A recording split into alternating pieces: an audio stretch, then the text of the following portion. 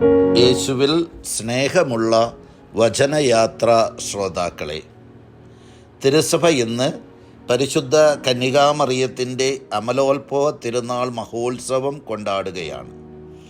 1854 December 8 9 Pius പാപ്പ പരിശുദ്ധ അമ്മയുടെ അമലോത്ഭവത്തെ വിശ്വാസ സത്യമായി പ്രഖ്യാപിച്ചത്.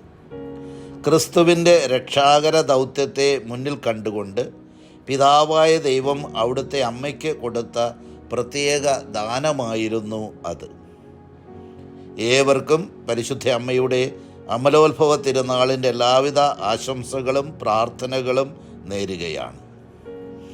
1854 9 പിയൂസ് പാപ്പ മാതാവിൻ്റെ അമലോത്ഭവം വിശ്വാസ സത്യമായി പ്രഖ്യാപിച്ചത് ഇപ്രകാരമാണ്: എത്രയും ഭാഗ്യപ്പെട്ട കന്യകാമറിയം ഉത്ഭവത്തിൻ്റെ പ്രഥമ നിമിഷം മുതൽ മനുഷ്യവംശത്തിൻ്റെ രക്ഷകനായ ഈശോമിശിഹായുടെ യോഗ്യതകളെ പ്രതി സർവശക്തനായ ദൈവം നൽകിയ പ്രത്യേക വരത്താലും ആനുകൂല്യത്താലും ഉത്ഭവഭാവത്തിൻ്റെ സകല മാലിന്യങ്ങളിൽ നിന്ന് സംരക്ഷിക്കപ്പെട്ടു എന്നത് ദൈവം വെളിപ്പെടുത്തിയതും അതിനാൽ ഉറച്ചു വിശ്വസിക്കേണ്ടതുമാണ്.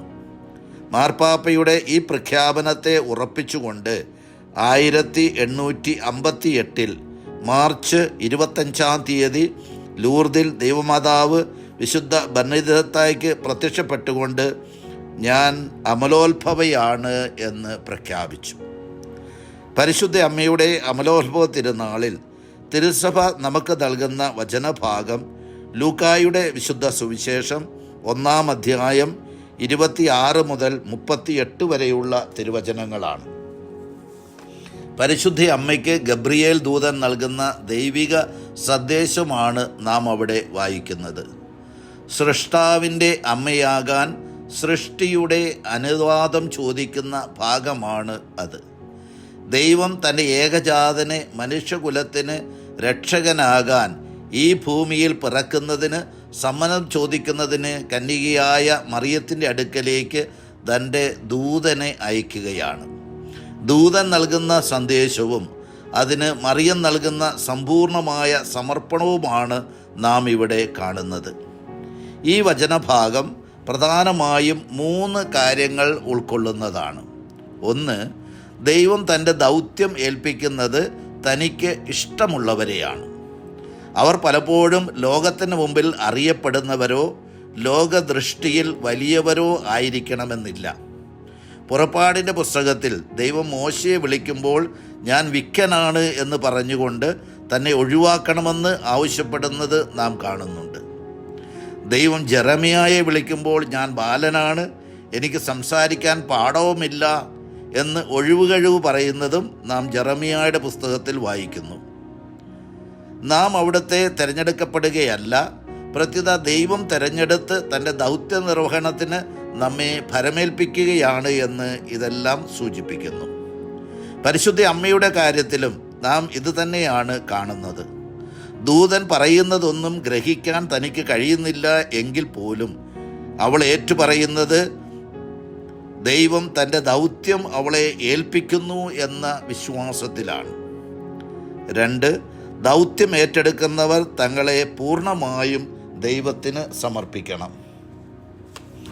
തന്നെ ഏൽപ്പിക്കുന്ന ദൈവപദ്ധതി അതിന് ശക്തി പ്രദാനം ചെയ്യുന്നതും ദൈവമാണ് എന്ന് പൂർണ്ണമായി മനസ്സിലാക്കാൻ സാധിക്കുന്നില്ലെങ്കിലും മനുഷ്യൻ്റെ ഭാഗത്തു നിന്നുള്ള പൂർണ്ണമായ സമർപ്പണം ആവശ്യമാണ്. ദൂതൻ ഏൽപ്പിക്കുന്ന ദൗത്യത്തിൻ്റെ മുമ്പിൽ തന്നെ പൂർണ്ണമായി സമർപ്പിക്കുകയാണ് പരിശുദ്ധ കന്യകാമറിയം. ഇതാ കർത്താവിൻ്റെ ദാസി, നിന്റെ വചനം പോലെ എന്നിൽ ഭവിക്കട്ടെ എന്ന് പറയുമ്പോൾ അമ്മയുടെ ദൈവഹിതത്തിനുള്ള സമ്പൂർണമായ സമർപ്പണം നാം കാണുന്നു. ദൈവത്തിന് അസാധ്യമായി ഒന്നുമില്ല എന്ന് അവൾ പൂർണ്ണമായി വിശ്വസിക്കുകയും ചെയ്യുന്നു. 3, ദൈവം തൻ്റെ ദൗത്യം ഏൽപ്പിക്കുന്നവർക്ക് അത് പൂർത്തീകരിക്കാനുള്ള ശക്തിയും പ്രദാനം ചെയ്യുന്നു.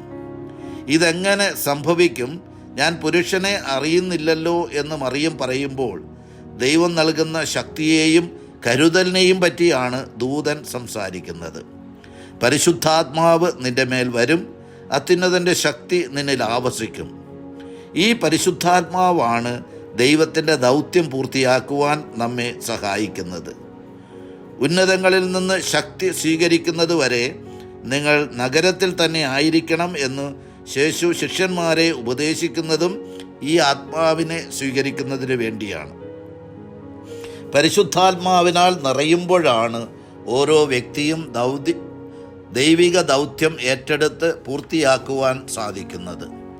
സ്നേഹമുള്ള സഹോദരങ്ങളെ, പരിശുദ്ധ അമ്മ പാപരഹിതയായി ജനിച്ചതിൻ്റെ ഓർമ്മ നാം കൊണ്ടാടുമ്പോൾ നമ്മെ വിശുദ്ധിയിലേക്ക് നയിക്കുന്ന ദൈവത്തിന് നന്ദി പറയുന്നതോടൊപ്പം നമ്മുടെ ജീവിത വിശുദ്ധിയെക്കുറിച്ച് നമുക്ക് ആത്മപരിശോധന ചെയ്യാം.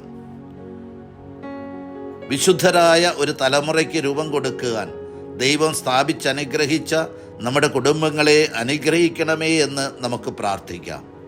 ജീവിതവും ജീവിത വിശുദ്ധിയും കളങ്കപ്പെടുത്തുന്ന ഇന്നത്തെ തലമുറയെ പരിശുദ്ധാത്മാവിൻ്റെ ശക്തിയാൽ നിറയ്ക്കണമേ എന്ന് നമുക്ക് പ്രാർത്ഥിക്കുകയും ചെയ്യാം.